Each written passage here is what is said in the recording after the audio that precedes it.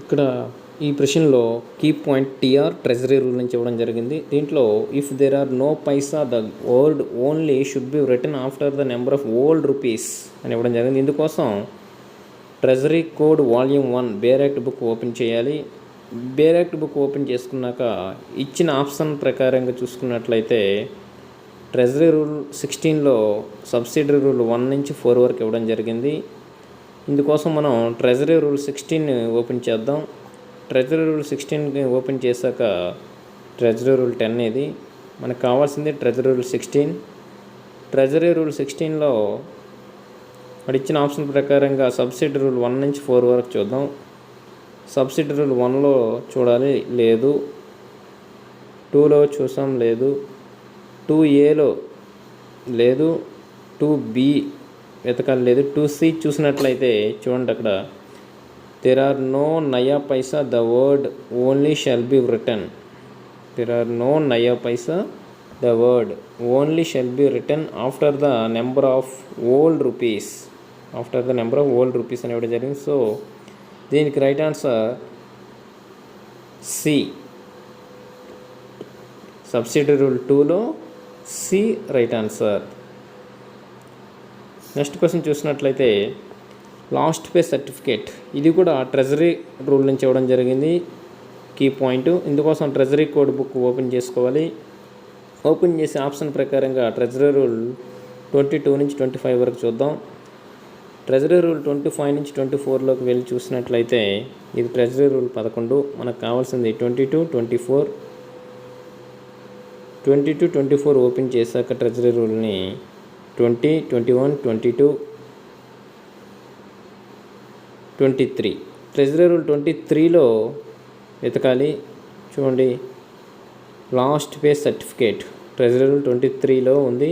The last pay certificate and rules according to అని ఇవ్వడం జరిగింది. So the right answer treasury rule 23 right answer.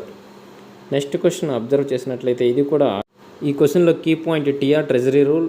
ఇందులో key point specimen signature. ఇందుకోసం treasury code volume 1 book open చేయాలి. Open చేశాక ఇందులో ఇచ్చిన ఆప్షన్ల ప్రకారంగా ట్రెజరీ రూల్ 27 నుంచి ఇవ్వడం జరిగింది. ట్రెజరీ రూల్ 29 ఇందులో చూడండి, స్పెసిమెన్ ఆఫ్ రిలీవింగ్, స్పెసిమెన్ అనేటువంటి కీ పాయింట్ ఉండడం జరిగింది. కాబట్టి రైట్ ఆన్సర్ ట్రెజరీ రూల్ 29 అనేది దీనికి రైట్ ఆన్సర్. ఈ విధంగా మనం వెతుక్కోవాలి. నెక్స్ట్ క్వశ్చన్ చూసినట్లయితే పోస్టేజ్ స్టాంప్స్. దీంట్లో కీ పాయింట్ ట్రెజరీ రూల్. ఇందుకోసం treasury code volume 1 book bear act book open చేసుకొని ఇచ్చిన ఆప్షన్ల ప్రకారంగా ట్రెజరీ రూల్ 11. ఈ క్వశ్చన్లో ట్రెజరీ రూల్ 16లో ఇన్స్ట్రక్షన్స్ ఇవ్వడం జరిగింది. ఇందుకోసం ట్రెజరీ రూల్ 16 ఓపెన్ చేద్దాం. ఇందులో ఇన్స్ట్రక్షన్ 37 నుంచి 39 వరకు ఇవ్వడం జరిగింది. ఇందులో ఇన్స్ట్రక్షన్స్ చూసినట్లయితే ఇది ఇన్స్ట్రక్షన్ 4, 5, 6, 7. మనకు కావాల్సింది 37 నుంచి 39.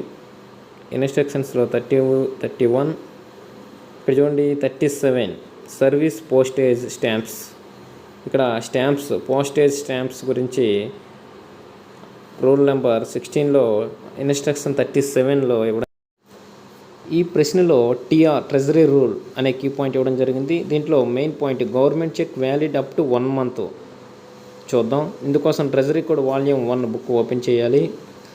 ఈ బుక్లో ఇచ్చిన ఆప్షన్ల ప్రకారంగా ట్రెజరీ రూల్ 16లో సబ్సిడరీ రూల్ 48 నుంచి 51 వరకు చూద్దాం. ఈ సబ్సిడరీ రూల్ చూసినట్లయితే ట్రెజరీ రూల్ 16లో ట్రెజరీ రూల్ 13 ఇది.